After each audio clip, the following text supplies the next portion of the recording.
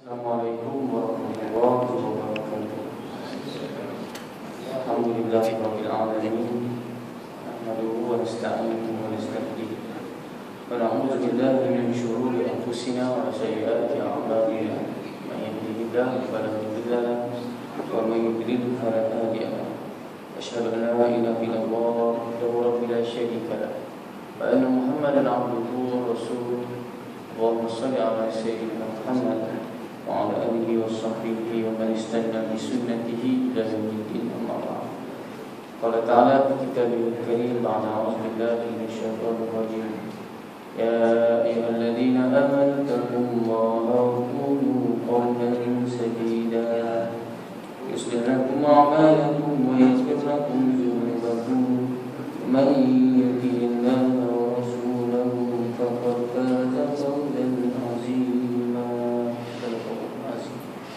فإن أصدق الحديث كتاب الله وخير الهدي هدي محمد صلى الله عليه وسلم شر الأمور محدثاتها وكل محدثة بدعة وكل بدعة ضلالة وكل ضلالة في النار. Berarti tuan-tuan bila kita puasa muslimin muslimat kasih Allah. Alhamdulillah syukur kita bertemu dalam bulan Zulhijjah antara bulan-bulan haram. Bulan haram ni Zulkaidah, Zulhijjah, Muharram dan juga Rejab. 4 bulan haram. Haram apa? Haram menumpahkan darah dan merampas harta. Ya, makna kesimpulannya haram apa? Haram berperang. Dalam perang ada tumpah darah, dalam perang juga ada merampas harta. Ya. Dan antara bulan-bulan yang peristiwa besar yang berlaku, kita tahulah dua benda, iaitu haji dan juga korban. Tuan-tuan, kita tengok tak mesej-mesej kita dapat pampasan kan? 1 juta riyal 2.6 minat nombor je 2.6 orang 26 bilion tu orang lain derma. Ini pampasan yang orang kena kering tuan-tuan ya. Sekali dah tuan-tuan, saya tanya tuan-tuan, apakah yang kita kata takut mati? Mati itu tuan-tuan, Allah Ta'ala bagi mati di Mekah tuan-tuan. Tak pernah nak minta tuan-tuan dia. Adalah kita nak minta, ya Allah matikan aku kat sana. Ada berani? Haji berani minta? Tak berani minta betul tak? Tapi kalau orang yang dah lama tak apa, dah 60, 70 boleh lah minta doa tu. Yang muda-muda ni nak minta mati kat Mekah tu tak berapa berani. Cik serius tapi nak minta berapa juta orang semayang kan? Berapa juta orang semayang kan? Saya pun tak pasti. Katanya berjuta kat KL tadi. Semayang ke tidak saya pun tak tahu. Saya terlalu sekejap tu. Terlalu tak sengaja nak beli buku, nak beli buku tu lah. Buku kuliah tu tadi. Dan tengok jalan dah tutup kan. Rasa tak ada orang jual kot. Tapi kesian lah saya tengok kan. Cik-makcik mana entah daripada Felda tu bagi duit pergi naik bas sama Aman. Tak apalah apa tujuan semayang. Kalau semayang tak apa kan? Tak apalah kalau semayang okey lah. Cuma peristiwa besar yang berlaku juga tadi dah kita sebut dalam masa terdekat ni, ada Jerebu kan, ada uji dengan keren yang jatuh. Semua ni tuan-tuan ujian pertama sekali tuan-tuan boleh dengar benda macam ni, jangan lupa terus sebut inna lillahi wa inna ilaihi raji'un. Ya. Allazina idza asabatkum musibah. Apa musibah? Tuan-tuan tengok dalam video tu tuan-tuan, terkejut tuan-tuan tengok video tu. Ada budak tuan-tuan tengah buat apa saya tak tahu, dekat gerak situ tiba-tiba jatuh keren. Dapat pula video yang macam tu dan tepat tu. Besar kering kan, 1 juta pampasan. Dan apa lagi Jerebu kan, Jerebu ni tuan-tuan mungkin ada dapat doa ke? Doa tentang ada orang forward kita punya mesej tu, doa untuk Jerebu ada.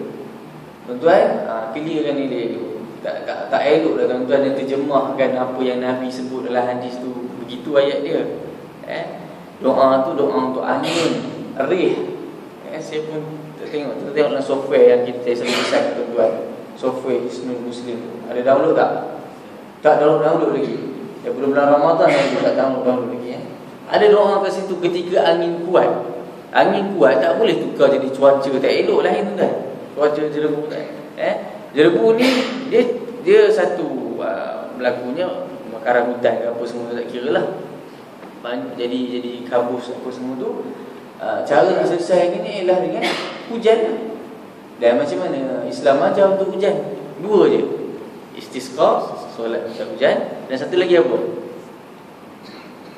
Tuan-tuan cuba buat cuba buat sama-sama. Apa dia? Istighfar dan dia surah Nuh. Faqultu astaghfiru rabbakum innahu kana ghaffara. Nabi Nuh dia beristighfar. Apa jadi lepas tu? Yursilis samaa 'alaikum midrara. Allah Ta'ala turunkan hujan. Istighfar kan? Astagfirullah. Macam tu je. Astagfirullah. Lain tak? Nak istighfar. Apa kaitan dengan istighfar dengan istighfar? Sekali fikir, gitulah tuan-tuan Islam. Dan tak lupa juga tuan-tuan, saya nak bagi ingatan-ingatan ni tuan-tuan. Ustaz-ustaz lain pun ingatkan juga kan, tapi saya nak ingatkan juga. Bagi siapa yang dah berniat korban tu, patutnya jangan usik dah buku-buku tu ya. Buku Ustaz 10 hari Ustaz, takkan nak biar panjang. 2 hari pun buku saya dah panjang. Dengan bulu-bulu tak boleh usik pula muka. Orang perempuan tak payah risau sebenarnya. Itu sebab kaedah dalam bab fiqh yang korban ni, kepala korban ataupun ketua rumah dah korban, yang lain tak payah sebut tak apa dah. Maksudnya yang lain tu semua dah dapat pahala korban dengan sebab ketua rumah dah buat. Suami ke bapa ke apa semua okey. Tapi orang kita dia namakan juga bahagian-bahagian, tak apa tuan-tuan. Nak namakan bahagian tak apalah, nak mudahkan cerita tu. Tapi kepala korban dia saja, ketua tu yang kuku tak diusik. Dengan rambut-rambut dia, bulu-bulu apa semua. Sekali fikir tadi tuan-tuan, orang kata apa Islam ni dan betul tak? Selalulah saya banyak kali mencerita kat tuan-tuan dulu yang bab bila sebut benda-benda Islam ni mestilah pelik tuan-tuan. Sama guna tanah, kan kotor guna tanah. Apa lagi? Kata Sayyidina Ali, kalau agama nak ikut logik tuan-tuan, ni kata-kata yang paling popular sekali. Kalau agama nak ikut logik, nescaya Nabi suruh Islam dia suruh khuf tu, stokin kulit tu sapu belah bawah kan tu. Tak payah buka tu, ambil sembahyang tak payah buka. Tapi Nabi suruh sapu kat mana? Kalau ikut akal kita, kotornya bawah, sapu bawah betul? Betul je tuan-tuan. Degil juga, basuh bawah juga basuh bawah juga, basuh atas basuh bawah, basuh atas. Basuh atas sapu khuf tu belah atas, bukan belah bawah. Kalau agama nak ikut logik akal, gitulah. Lalat masuk dalam air, suruh tekan.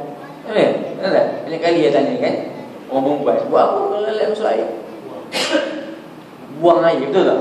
Bukan buang lalat tu, buang air tu. Jadi agama, kalau kita nak ikut logik tuan-tuan, boleh ada kajian lalat. Saintis kaji tanah sebagai enjin pencuci dalam samak, ada yang kita sebut dalam bab anjing dulu. Tapi semua tu tuan-tuan, ada kajian, alhamdulillah menguatkan iman kita dan boleh jadi satu fakta ataupun benda nak cerita kat non-muslim. Tapi tak semua benda kita nak tunggu macam fikir semayang ni kenapa lah asal penat orang tengah-tengah kerja, penat 4 rakaat. Subuh yang baru bangun tidur segar lagi tu 2 rakaat. Nampak kan? Janganlah ubahlah, kita try sama-sama. Surah Nur Ikhlas kita try ubah. Subuh kita buat 4, asar kita buat 2 je. Nampak kan? Jadi agama tak boleh ikut logik tuan, buat saja tuan. Kalau tanya kenapa tak boleh usik kuku ni, kata Imam Syaukani, ni pendapat ijtihad dia, pendapat dia sendiri tuan, supaya banyak lagi anggota-anggota tubuh yang boleh menjadi saksi pada korban yang dia buat itu. Kuku dia tak potong tu, dengan bulu-bulu yang tak dipotong lagi tu, jambang apa semua tu, maka dia akan menambahkan saksi-saksi dalam bab korban dia. Okey. Baik, kita sambung fiqh soal jawab tentang muamalat. Dia simple ya tuan-tuan. Muamalat ni dia soalan jawapan ya. Saya pun tak pasti kat mana dah. Itu jalan dia tuan-tuan ya. Soalan 43. Karim ada membeli ikan dalam sangkar di sungai. Ketika banjir sangkar dia pecah, kemudian dia nak jual ikan. Macam mana? Okay, kalau sangkar dah pecah kan, mana dia tahu ikan dia pergi mana? Nanti kami tunjuknya, aku nak jual ikan aku ni, tapi tak tahu lah kat mana pergi hanyut dah. Aku kira apa ikan yang ada masuk sungai tu ikan aku lah tu. Itu kan? Dalam Islam benda dia jual mestilah mampu diserahkan kepada pembeli. Itu disebut dalam tu. Oleh itu sekadar menjual ikan di laut, burung yang terbang di udara, burung tu semua aku punya. Itu orang gila kan? Cerita orang gila saya dah cerita dah kan? Cerita dah bulan lepas cerita orang gila. Tak cerita lagi? Tak ingat dah cerita orang gila kan? Sebabnya apa? Sebab benda tadi tak pasti. Itu je kan ya? Tak ada apa-apa. Soalan 45. Tadi 43.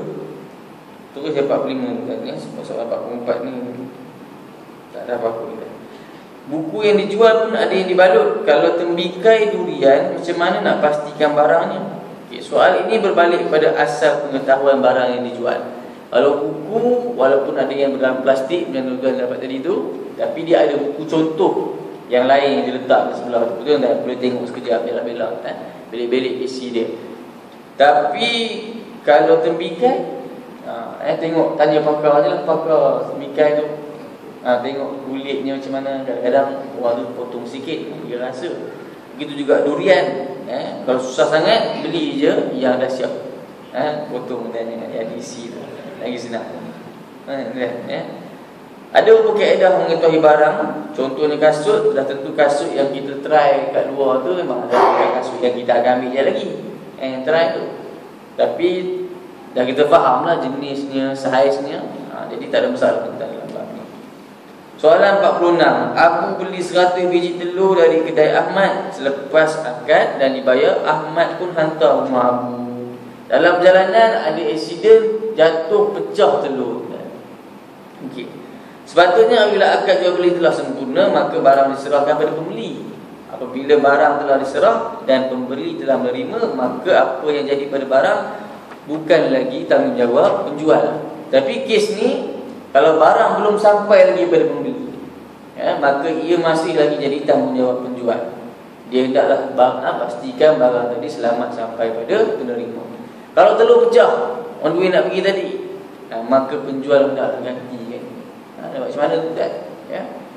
Kalau 100 biji tadi yang bawa tadi 100 pecah, maka gantilah 100 biji kan ya. Okey. Soalan 47. Ada orang non-Muslim berminat nak beli Quran. Kita bawa tajuk jual beli tuan ya. Okey. Quran atau kita bagi mushaf tuan yang sebut Quran tuan sebut mushaf yang benda yang satu tu. Okey, mushaf kalau non-Muslim nak beli boleh ke? Okey, berdasarkan dalam satu hadis kita pernah bincang juga dalam buku fiqh interaksi non-Muslim dulu. Kalau Nabi sallallahu alaihi wasallam la tusafiru bil Quran ila 'ardil 'ard makhafatan an tanalahu aydiyahum. Atau kama qala Nabi sallallahu alaihi wasallam hadis riwayat Bukhari. Apa Nabi sebut? Jangan kamu bermusafir bawa Quran pergi negara musuh Islam. Kan, tuan pergi ke Israel ke, pergi mana-mana negara orang putih yang buka beg kita kan, masa nak check beg tu jumpa Quran dia baling kan. Makhafatan an tanalahu aydiyahum, takut dirampas kan, ataupun yang kita sebut tu lah tak tahu menghormati Quran tu. Jadi tak payah bawa kan, sekarang ni senang. Tuan bawa dalam handphone je. Betul? Kita faham yang itu. Jadi kenapa juga kata ulama yang lain, contoh Imam Al-Qurtubi, dia kata bahawa orang non-Muslim ni dia masih lagi kekal dalam keadaan berhadas najis walaupun dia mandi macam mana pun. Betul? Dia orang kan akan keluar mani juga. Dia orang pun akan haid. Tapi disebabkan mandi dia orang tu tak dikira sebagai mandi hadas, maka dia orang kekal dalam keadaan berhadas dan tak boleh pegang Al-Quran. Ya? Okey, jadi boleh tak nak bagi, jual, beli, miliki? Tak boleh. Tak. Tapi yang bolehnya apa? Syarak hanya melarang mushaf yang penuh. Tapi bila masuk tafsir, bila masuk terjemahan silap kan. Tafsir kenapa nak terjemahan? Banyak tafsir ni, tuan-tuan kalau tengok ayat Quran tu ada, tapi banyak lagi tulisan tafsir tu. Kena beza tafsir dengan terjemahan. Yang tu yang banyak-banyak tu tafsir tu kan. Terjemahan yang satu-satu kata-kata sebelah ada tepi tu. Itu baru terjemah, belum tafsir lagi. Tafsir tak terjemah tak apa tuan-tuan. Ataupun hari ni orang tak letak dah. Kalau tuan-tuan tengok ke hotel tak ada Quran, memang tuan-tuan tak boleh sebenarnya. Sebab tak tahu siapa yang akan duduk dalam hotel tu. Kalau homestay orang kita yang dia hanya buka pada Muslim, dia okeylah letak Quran walaupun tak baca tuan-tuan. Tapi dalam hotel ada orang letak Bible, tuan-tuan tengok. Buka-buka laci ada Bible. Tuan-tuan nak tengok boleh tak? Tak tuan-tuan tengok nak baca, jangan terpengaruh dah. Buka-buka bagus pula Bible kan. Teruk sangat kan. Sayyidina Umar pun kena marah dengan Nabi. Jangan ingat tu. Saja je Sayyidina Umar bawa tuan-tuan lembaran Taurat. Saja dia bawa kata nak terjemah, nak baca dan nak terjemah. Nabi terus kata, "Law asbaha fiikum Musa thumma taba'tumuh, wa taraktani la dalaltu." Marah Nabi. Kalau Nabi Musa ada hari ni, korang pergi ikut dia pasal Taurat yang cerita tadi lah. Lepas tu korang tinggalkan aku, wa taraktumu ni la dalaltu. Saya kurang telah pun sesat. Macam tu kan nak cerita apa? Ikut Quran lah tuan-tuan. Bible ke apa semua tu. Tak apa tuan-tuan nak baca tengok tak apa lah. Tapi Nabi tahu Nabi kalau cerita macam ni nak sampai dakwah, tak boleh letak Quran, terjemah tak boleh. Tuan-tuan hari ni ada orang buat risalah tuan-tuan. Tinggal kita ni rajin tak rajin je. Tuan-tuan kalau pergi masjid negara, masjid wilayah ke, kan kat belakang pintu masjid negara tuan, saya dah pernah cuba kan buat street dakwah kan, dakwah pada pelancong ni. Ada risalah kat belakang. Dia orang ambil tak? Tak ambil tuan-tuan. Kita yang kena bagi. Betul? Orang perempuan, betul? Nampak macam pelancong Jepun. Pelancong Jepun. Kadang-kadang dia orang ni Jepun ni bagus. Dia ikut cakap turis guide dia tu. Pemandu pelancong beritahu kita nak pergi masjid hari ni. Jadi siap dah pakai seluar panjang, long sleeve apa, seluar baju pun lengan panjang, betul? Dia orang datang. Orang putih dia gigi sikit tu dah. Dia pakai seluar pendek je, tapi kena pakai jubah kejap lagi. Lelaki ke perempuan ke? Kan? Tapi yang perempuan yang Jepun ni kan, cerita saya tu lah. Dia sampai tu, dia orang bagi apa? Bagi jubah. Dia tak bagi jubah, dia orang bagi tudung yang sarung turun tu. Kan? Senang. Jadi bila dia orang pakai tu kan, ada rupa macam Cina mualaf saya tengok. Jadi orang perempuan ke kita orang lelaki jumpa orang lelaki tak ada pakai apa, tak ada orang yang pakai elok.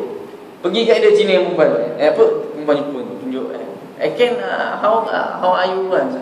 How's Malaysia kan? Kadang-kadang tak pandai cakap orang putih, memang tak nak cakap orang putih dia orang ni. Tapi tak apa lah cakap, can I take picture with you? Wavy kan, selfie. See kan? Wavy tu, look, you look beautiful and pretty when you are wearing hijab. Nampak kan? Benda macam simple tuan-tuan dakwah tu. Lepas tu, kertas, kan ada belakang tu. Cuma tuan-tuan mungkin, ni mana satu yang Jepun punya kan? Tulisan Cina tu yang tengok tegak tu. Kalau tuan-tuan tak ingat juga macam tulisan Jepun, balik suruh anak buka cerita Ultraman dia. Betul? Tuan akan nampak tulisan Jepun tu macam mana. Ada Herod sikit tu lah. Dia bukan tegak macam Jepun tu, cerita Cina tu.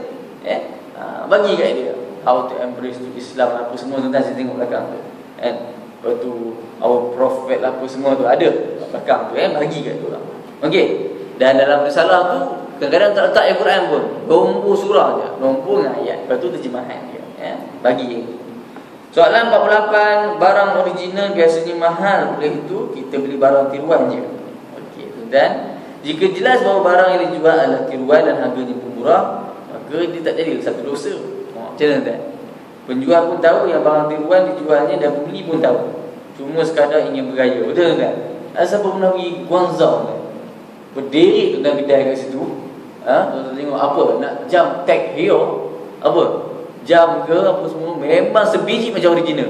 Bukan saja jam tu, bahkan kotak dia dengan dia punya lesen apa, dia punya untuk kita jual lah kan, dia punya macam siap tarik lah, macam pelekat yang kilat tu yang orang letak untuk VCD tu, itu pun dia orang tiru tuan-tuan bagi jadi macam original. Harga original 1,500 boleh dapat. Kualiti boleh sama lebih kuat, pakai besi apa titanum apa semua tu. Tapi murah sebab apa? Sebab tiru kan. Boleh tidak? Tak ada masalah kan. Cuma dalam bab masalah barang hak cerita terpelihara, buku ceramah Ustaz Azhar Idrus kan, Dia ayat satu dia marah tuan ni. Jangan cetak rompak CD dia. Hukumnya berdosa. Dia kata bagi makan kat anak isteri. Jual CD ceramah. Betul tak? Jangan dia cetak rompak. Okey. Soalan 49. Dalam akhbar ada jualan lelong. Rumah lelong harganya sangat murah. Apa pandangan Islam dalam jualan lelong? Lelong memang dibenarkan dalam Islam.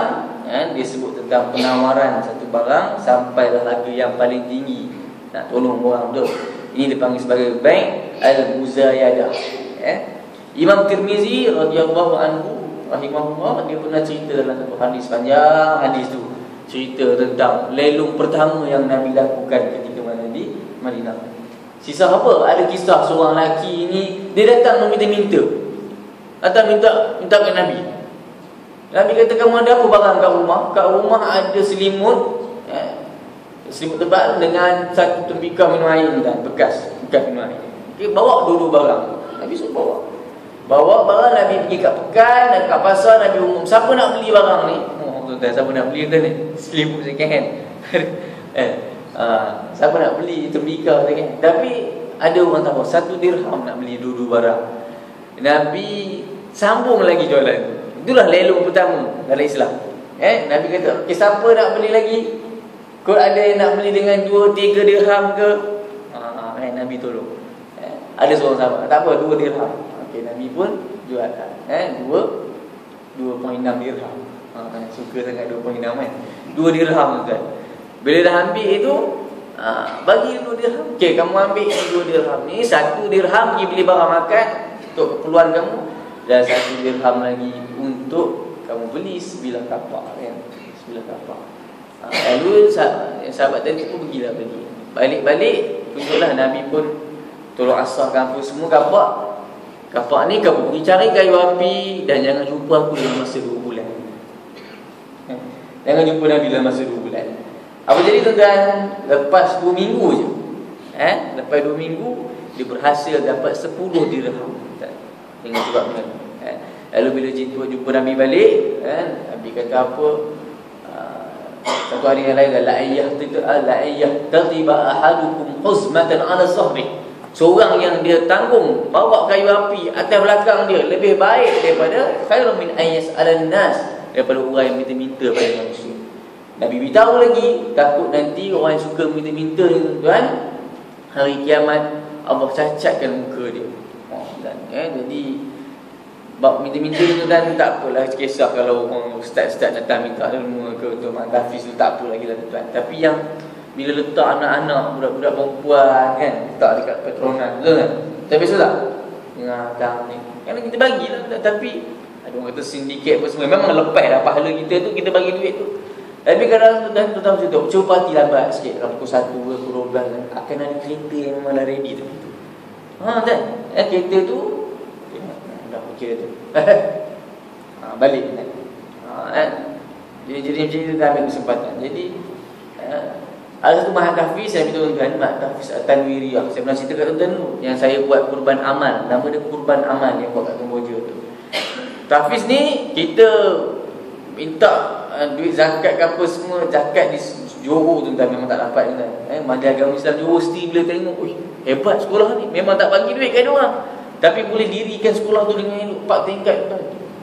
4 tingkat. Tandas dia, tuan cakap, Masya Allah. Tandas bersih, boleh baring tuan. Boleh baring. Pandailah tuan-tuan, dia orang minta duit-duit riba. Duit-duit riba tuan-tuan. Tuan-tuan kan ada duit-duit yang tak patuh syariah dalam KWSP tuan-tuan tu. KWSP bukan tak umum, dia beritahu tuan. Dia terang dia beritahu kan, ada 30% daripada yang dilakukan tu, mana duit tuan-tuan yang beranak tu, duit yang beranak tu daripada tempat yang tidak patuh syariah. Duit tu tak halal untuk kita, tapi dia halal untuk tempat lain. Saya pernah cerita kat sini dulu, betul tak? Kalau perlu tuan-tuan memang kena ada institusi pengurusan duit tidak patuh syariah. Duit haram masih panggil tuan. Untuk apa? Tu jalan raya. Jalan raya ada lubang lagi depan. Saya tak pasal. Lagi apa? Buat pusal ke apa, jambatan ke. Buatlah. Tuan-tuan yang bersifat awam. Tapi tadi tu dia buat tandas yang cantik tuan. Memang cantik betul tandas kan? Memang cantik betul. Dan Mat Taufik ni saya cerita apa tadi tuan-tuan, dia buat konsep duit tu cari macam mana. Yuran pelajar tak kena ambil banyak-banyak tuan-tuan, orang susah amat.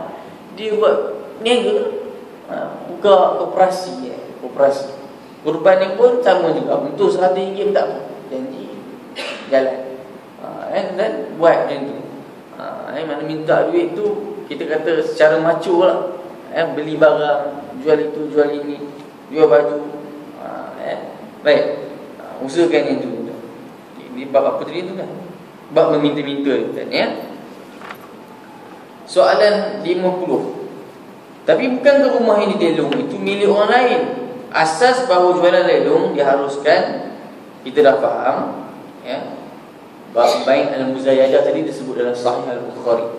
Sebenarnya rumah yang didelung sudah dijadikan cagaran sebagai pembayaran hutang. Jika hutang tak dijelaskan, maka rumah akan dilelong asas hutang.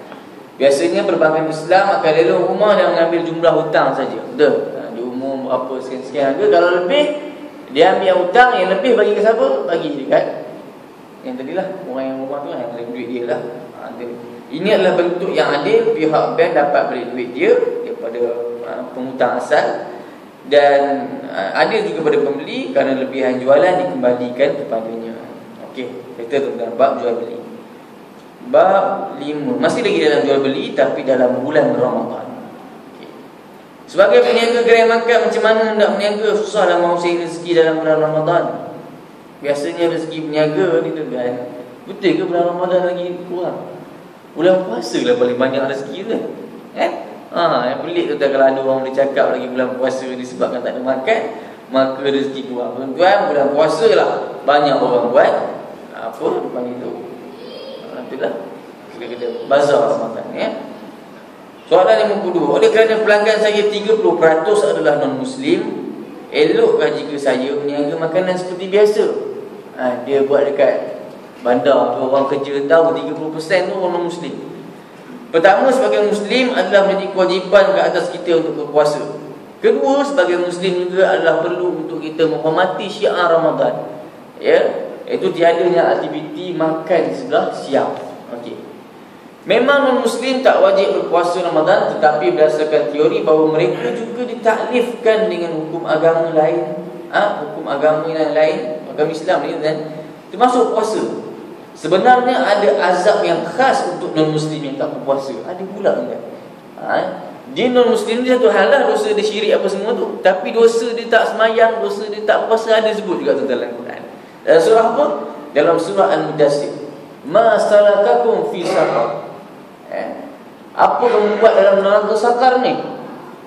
Qalu lam nakum minal musallin. Kami tak semayang. Orang tak semayang ni masuk neraka sakar, kena azab. Tapi non-Muslim pun ada juga yang tak semayang, kena juga azab dalam tu. Walam nakun nut'imul miskin, dan kami tak bagi makan orang miskin. Wa kunna nakhudhu ma'al qaidin, dan kami juga berbicara tentang perkara yang batil. Yang ni last tu. Wa kunna nukazzibu biyaumiddin, dan kami kami tidak percaya ataupun dustakan hari pembalasan. Orang yang tak mempercayai hari akhirat, orang tu, orang non-Muslim lah, kafir. Okey tak? Kita tak beriman kan, macam dalam 6 rukun iman, 6 rukun iman, 6 tolak 1 jadi kosong. Semua orang tahu bab tu kan, ya. Jadi dikira tak beriman terus, tak beriman dengan hari akhirat. Golongan yang tidak beriman pada hari pembalasan adalah orang yang tak beriman, namun disebut juga antara kesalahan dan dosa mereka yang lain, tak menjalankan solat, tak bagi makan orang miskin. Inilah dalil bahawa orang yang tidak beriman juga ditakdirkan dengan hukum agama yang lain. Jadi isu dia macam isu orang tanya bab hudud juga tanya. Bab hudud ni adakah non-Muslim sekali akan dikenakan pelanggaran semua? Okey. Dalam zaman khalifah, bila khilafah ni Islam memerintah dunia, memang kenalah kan. Dia non-Muslim, tapi dia duduk dalam negara orang Islam, dia duduk bawa khilafah Islamiah, dia kena juga. Okey. Tapi macam kita kat Malaysia ni, boleh tak kalau tak kena kata dia orang? Boleh. Dan ni kita pun yang hari-hari yang round undang-undang yang tuan-tuan dengar kecoh dalam 2-3 bulan lepas tu cerita apa tu? Cerita nak buat tu semua non-Muslim semua kan? Nak repair je mana yang mampu tuan-tuan. Kita kena faham tu. Fattaqullaha mastata'tum. Bertakwalah kamu pada Allah kadar kemampuan yang kamu boleh. Apa yang boleh ijaz sebenarnya? Kan dalam undang-undang syariah, yang nama syariah tu sebab apa kali? 7 kali. Kan? 7 kali sebab orang zina. Kan boleh ubah, buat apa? Sebablah ikut Quran 100 kali. 7 kali tu tuan-tuan tengok macam mana gaya dia. Allah tuan-tuan. Angkat sebenarnya tinggi tuan-tuan, dia punya gaya tu. Weh. 100 kali macam mana? Kan? Yang tu dia 100. Bagi kesan tak? Ya. Tunjuk kepada orang apa semua. Islam ni hukum untuk apa? Sahaja nak suruh hukum orang. Tak, untuk cegah daripada orang buat. Repair sikit, qaza, repair 80 kali sebatan. Apa lagi? Arak ke apa semua. Boleh repair benda-benda yang mudah macam tu. Repair lah. Apa masalahnya? Yang tu yang cuba nak dimasukkan. Bukan tuan-tuan nak kena buat kena mesti putusan. Tak ada. Cuba dulu ubah benda yang boleh ubah. Simple. Tapi orang kita tak faham tuan. Okey. Nak cerita kalau Muslim pun tuan banyaklah ustaz cerita tuan. Oleh itu menjual makanan pada mereka yang amatlah tidak wajar. Kalau jam 9 pagi dah dibuka untuk sarapan, maka ia satu kerjasama ke atas maksiat, ke arah maksiat. Namun ada pandangan yang menyatakan bahawa harus dijual makanan pada non-Muslim, tapi perlu dipastikan bahawa seorang itu memang non-Muslim. Maka mengikut pandangan ini tidak salah untuk dibuka kedai makan untuk non-Muslim. Ada satu pandangan yang lain tuan ya, tapi kita ambillah yang tadi tak payah tuan. Lagi senang. Soalan yang ketiga, saya berniaga di RNR. Ketika penghujung Ramadan, hujung-hujung tu kan ada orang balik kampung, kan ada orang ini dikira sebagai musafir. Boleh tak nak jual makanan pada mereka? Boleh tak? Secara asal tidak dibenarkan menjual makanan pada orang Islam yang wajib berpuasa. Walaupun orang balik kampung musafir, kewajipan berpuasa jadi harus ke situ. Dia harus berpuasa dan dia juga harus tak berpuasa. Tapi dalam Quran sebut apa? Wa antasumu khairul lakum. Puasa tu lebih baik. Suruh puasa lagi baik ya. Oleh itu nampaknya tidak menjadi kesalahan agama jual makanan kepada mereka. Okey, soalan 54. Saya jual makanan untuk orang Islam yang tak puasa je. Macam tu pula. Siapa orang Islam yang tak puasa ni? Budak-budak. Betul. Orang tu yang tak larat tu lagi orang kerja buruh sama tuan-tuan ni. Yang kerja memang kerja susah tuan-tuan ni. Dia orang boleh benarkan juga untuk tak puasa. Lagi siapa lagi? Dan juga orang perempuan. Datang bulan betul ya. Kalau jual roti, coklat apa semua mungkin tak ada masalah. Jika orang yang menggunakannya memang tak wajib berpuasa, tak ada masalah. Tapi macam mana nak kenal orang-orang ni kan? Wala ta'awunu 'alal itsmi wal 'udwan. Jangan kamu tolong dalam bab dosa. Jadi tuan-tuan, yang cantiknya bagilah. Kalau kedai-kedai biasa tu tak apalah tuan-tuan, tapi kalau pergi mencari pula siapa tamulan, itu memang tak ada tuan ya. Soalan 55, ketika sahur ada makanan lebih, saya hangatkan elok-elok, bawa pergi pejabat, bagi kat non-Muslim. Okey tuan-tuan, berbalik pada yang tadi kita sebut tadi. Orang non-Muslim ni dia ditaklif dengan hukum agama juga. Maka menurut penyagaan ulama, mereka ditaklifkan. Oleh itu perbuatan bagi makanan pada orang dikira maksiat juga ya. Kalau begitu macam mana tuan-tuan? Takkan nak membazir. Macam mana tuan-tuan? Selesai kan? Bagilah nasi kepada siapa? Pada budak-budak. Kan senang tuan ya? Bagi nasi pada orang, juga orang yang usul syar'i kan ya. Buat level sikit, bawa nasi pergi pejabat, tulis untuk orang tak puasa. Kan? Usul syar'i. Tahu nasi tu hilang dah. Bukan yang ambil tak puasa yang usul syar'i, yang tak usul syar'i pun ambil kan ya. Bab 6. Okey, ni penting tuan-tuan. Jual beli pada hari Jumaat. Ini dah masuk waktu dia 8.24 masuk waktu sekarang tuan. Awal dah sekarang ni. Berhenti dulu ke? Saya pun tak ingat dah. Bila masuk dah masuk dah. Bab yang terusnya tadi jual beli dalam bulan Ramadan. Kali ini bab 6, jual beli pada hari Jumaat pula ya. Soalan 56. Biasanya hari Jumaat jabat tutup awal sikit. Ada sahabat berkata bahawa haram hukumnya makan dan jual beli hari Jumaat ni. Sangat keren ya. Okey, ada masa yang haram dan ada masa yang tidak. Terfaham itu. Bukanlah seluruh hari Jumaat haram makan dan jual beli. Waktu yang haram bila masuk waktu solat Jumaat ataupun kita faham lepas azan kedua. Ya.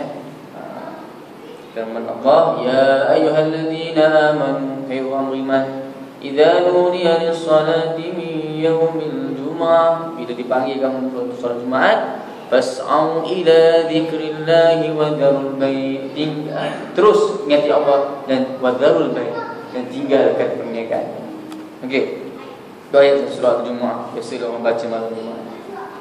Dapat difahami bahawa jual beli dan segala macam aktiviti berjalan macam biasa hinggalah diseru untuk solat Jumaat.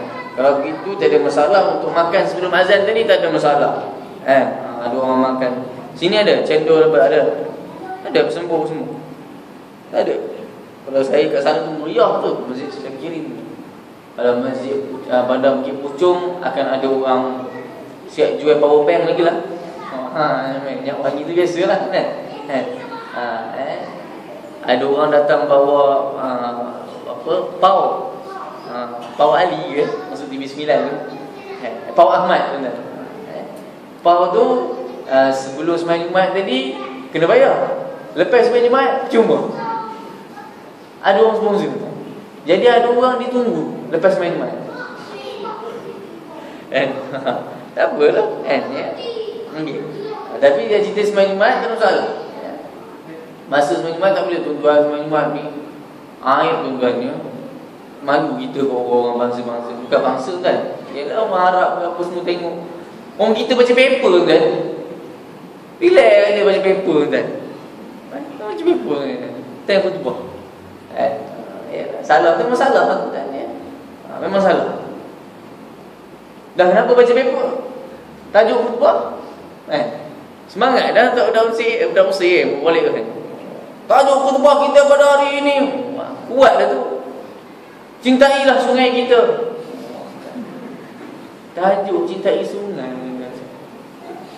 Bagilah seronok sikit khutbah tu kan. Ya.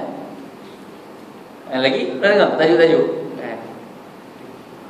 Tajuk khutbah kita pada hari ini, makanlah buah tempatan. Sebutlah atas mimbar buah apa? Durian, rambutan. Kan. Buat atas mimbar. Apa kan ya? Tak ada kot kan kat Malaysia. Kat mana? Bangladesh.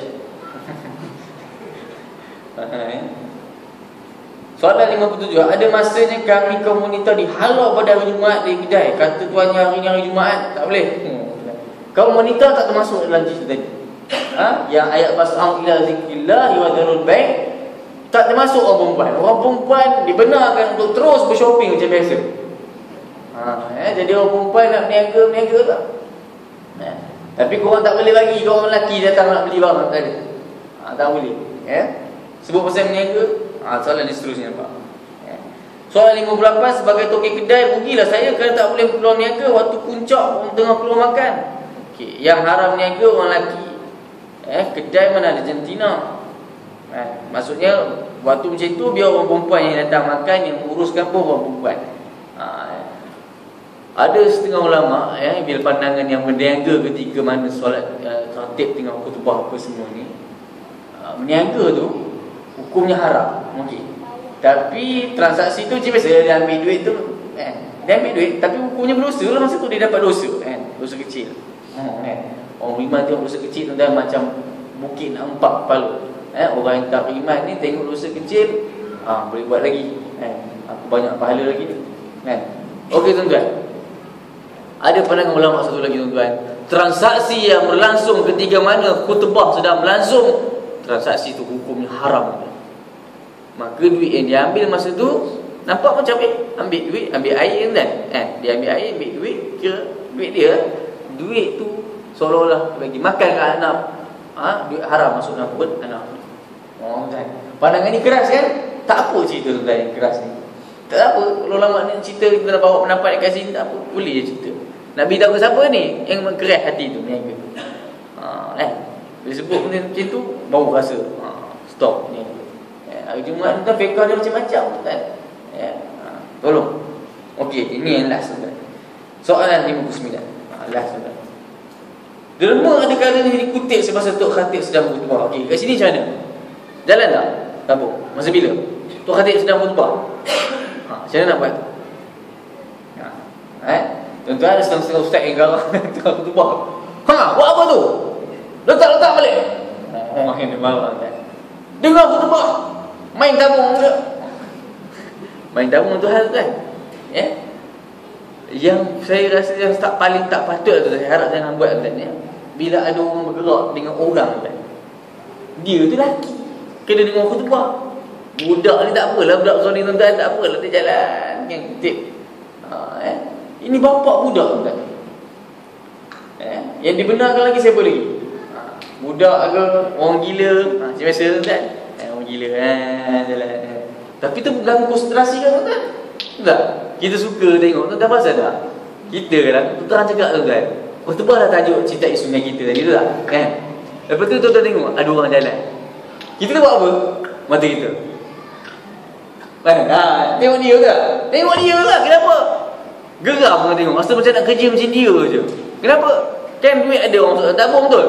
Ada duit masuk dalam poket dia. Seronok je orang tu. Kan? Duit masuk dalam poket dia juga ada. Senang tu kerja. Jalan macam tu je.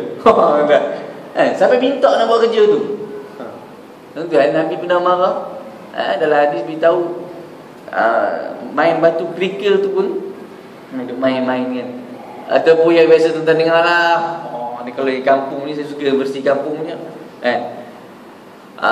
berkata Abu Hurairah radhiyallahu anhu, qala Nabi sallallahu alaihi wasallam, barang siapa yang menyuruh kawannya diam ketika hari Jumaat, maka sia-sialah pahala Jumaatnya. Innallaha malaikatahu yusalluna 'alan nabi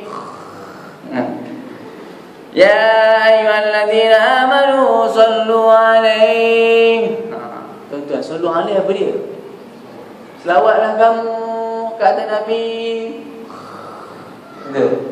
Sallu 'alaihi. Berapa kali tu? 3 kali tu suruh tu. Kan? Beriman tak beriman kan? Ya ayyuhalladzina amanu, orang beriman kan? Bukan suruh dengkul. Selawat. Disuruh kan? Buatlah. Tapi kes yang tadi kalau macam nak selesaikan kan? Okey, teknik-teknik macam-macam kan? Teknik biasalah, tabung di tempat laluan utama. Okey, tapi masa tu yang susah buat keluar kan? Dia orang ni suka buat keluar masa duduk kan? Masa duduk tu masa lalu sedap kan? Okey, yang paling cantik tuan, cubalah secepat mungkin dan sebelum khutbah berlangsung tu dah settle jalan tuan. Okey. Tu satu. Ataupun yang paling best tuan, saya tengok kat Perak tuan. Satu tempat lain kalau ada tuan beritahu saya Yang saya tengok ni kat Perak. Macam mana? Assalamualaikum warahmatullahi. Assalamualaikum warahmatullahi. Tu jalan sama. Kata nak apa tadi? Nak orang ramai kan? Kan lepas sembahyang ramai orang. Betul? Kan? Lumayan lah. Ada tu nak pergi zikir, wirid apa semua tu. Jalan tuan. Settle tuan. Nak try buat boleh try. Try tengok sekali. Cuma takut ada tengah tolak-tolak kan. Tahu-tahu tabung berikut sekali. Ubah. Tuan-tuan boleh perhati dah ada CCTV kan. Lepas sembahyang tak tahu tuan-tuan. Cuba try. Buat practical dia okey ke tidak kan? Tapi saya tengok yang kat Perak ni bila dah jadi satu adat. Jadi dia clear tuan. Allah berkatilah tuan-tuan kalau orang buat tu cuba jadi. Kalau kena baca doa dah sampai. Boleh? Baca doa. Letak bawah tangan jam tu. Alah tuan-tuan, amin je. Syarat juga ke tuan-tuan kena angkat? Bukan syarat. Tuan-tuan kalau baca doa makan time kat hotel tu, beria. Orang yang baca Bismillahirrahmanirrahim. Bagi orang tengok. Allahumma. Dia orang tak baca kat tangan. Dia punya tangan sampai sini tuan. Nabi suruh bismillah. Dah. Betul tak? Ya. Tak apa, lalu sekejap tak apa, kejap ambil duit apa semua. Amin ya Allah. Tolak. Ada masalah kan? Tak ada tangan sebelah sikit je dapat doa. Percaya ke bukan kan cuba try kan. Cuba try pula kan. Elok benar disediakan apa semua. Hari ni tuan-tuan buat khutbah dia tuan-tuan. Sampai tahap orang kita tajuk dia tadi bahkan beberapa tempatan tahu tajuk tu je tu dia bawa keluar info dia tuan. Main game tuan. Lagi teruk kan main game. Main game.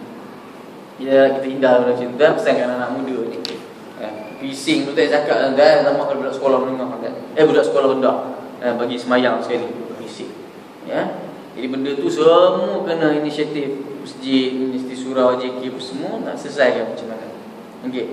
Jadi tuan-tuan, bulan depan kita masuk bab khiyar dalam jual beli. Khiyar lepas ni dia cerita macam-macam sikit.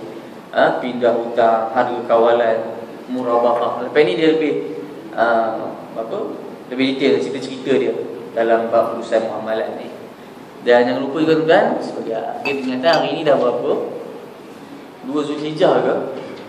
Lagi seminggu, sehari sebelum je lah sahur sahur ni pun lah seronok puasa tuan-tuan. Kalau tak sahur ni tak seronok nak puasa betul. Setlah jam tuan-tuan, 9 Zulhijjah untuk sama-sama kita puasa. Kawan-kawan kita kat Mekah tak apalah dia orang di Arafah tu tarikh lahir apa semua, kita ikut lahir Malaysia. Orang dah fikir benda-benda dan ikut di Malaysia ni bila tarikh 9 Zulhijjah berapa? 23 bulan. 23 bulan nanti set bangun puasa. Untuk sahur doa bismillahirrahmanirrahim. Allahumma faqihna fid din wa 'allimna ta'wil siratal mustaqim. Allahumma a'inna 'ala zikrika wa syukrika wa husni ibadatik. Wassallallahu ala sayyidina Muhammad wa ala alihi wasallam. Alhamdulillah. Bismika qara'tu wa sallallahu alaihi wasallam. Astaghfirullah wa atubu ilaih. Al-lisan fi khusr wal-ladzina amanu bis-salihat wa sabr. Assalamualaikum warahmatullahi wabarakatuh.